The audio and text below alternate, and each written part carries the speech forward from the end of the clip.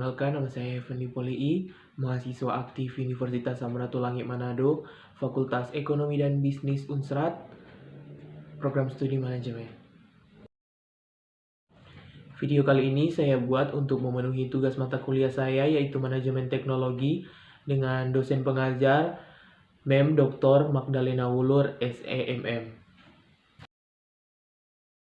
Di video kali ini saya akan membahas tentang tahapan revolusi industri 1.0 sampai dengan society 5.0.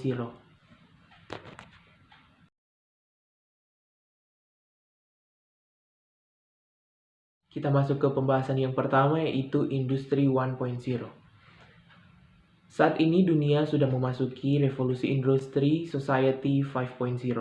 Namun, jauh melihat ke belakang, industri 1.0 sudah muncul sejak abad yang ke-18. Penemuan mesin uap untuk produksi barang menjadi penanda munculnya industri 1.0. Di Inggris, mesin uap sudah menjadi alat mekanis pertama dalam industri tekstil karena sebelumnya hanya menggunakan tenaga manusia saja. Pernah kalian mendengar nama James Watt? Ialah penemu mesin uap yang sudah lebih efisien dan canggih, tetapi bukan untuk produksi barang, melainkan alat transportasi laut. Akhirnya teknologi yang dirancang James Watt ini mulai tersebar ke seluruh Eropa.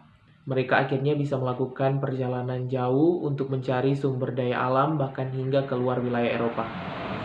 Hal ini menjadi penanda munculnya revolusi industri 1.0.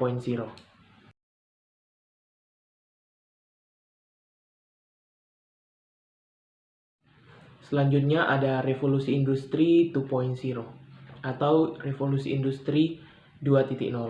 Industri 2.0 muncul pada awal abad ke-20 berkat penemuan tenaga listrik oleh dua orang sekaligus, yakni Nikola Tesla dan Thomas Alva Edison.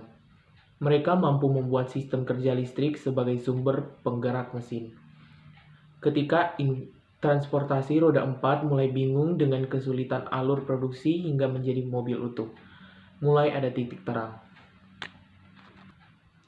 Lebih tepatnya pada tahun 1913, muncul sistem conveyor belt yang bisa mempercepat proses produksi. Saat ini pula, pekerja diminta untuk mempelajari spesialisasi pekerjaan agar skill mereka lebih bernilai. Di luar conveyor belt, ada juga penciptaan penggerak mesin jarak jauh yang juga memberikan dampak besar dalam proses pembuatan alat untuk Perang Dunia. Era industri ini ialah yang membuat masyarakat agraris berubah menjadi masyarakat industri.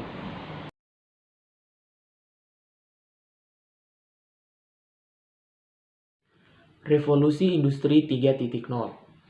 Industri 3.0 ditandai dengan sistem komputasi data. Mesin hitung yang ditemukan pada pertengahan tahun 1800-an oleh Charles Babbage akhirnya dikembangkan Alan Turing menjadi pemecah kode buatan Nazi Jerman. Komputer yang sekarang Anda gunakan sebenarnya hasil dari industri 3.0 karena setelah Perang Dunia Kedua selesai, muncul berbagai komponen pelengkap seperti bahan semikonduktor, transitor, dan microchip. Dalam dunia manufaktur, revolusi industri 3.0 bisa dibilang merupakan revolusi yang sangat penting, mengingat manufaktur menuntut ketepatan dan ketelitian yang sangat tinggi, di mana dua hal ini sangatlah sulit dilakukan oleh manusia. Penggunaan teknologi pun menjadi sebuah solusi yang tepat, sehingga produk dalam jumlah besar dapat dilakukan secara otomatis, cepat, dan berkualitas.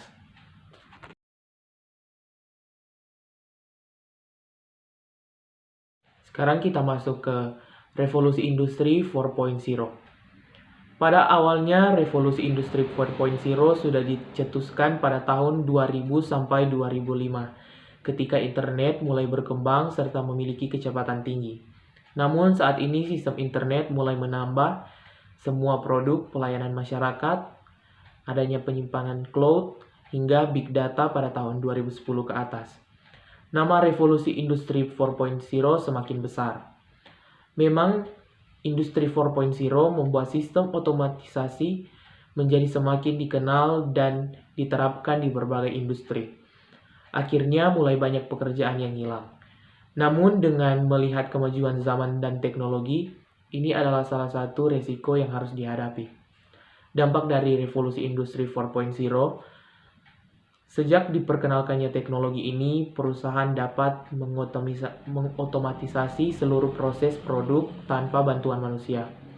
Contohnya yang diketahui dari hal ini adalah robot yang melakukan urutan terprogram tanpa campur tangan manusia.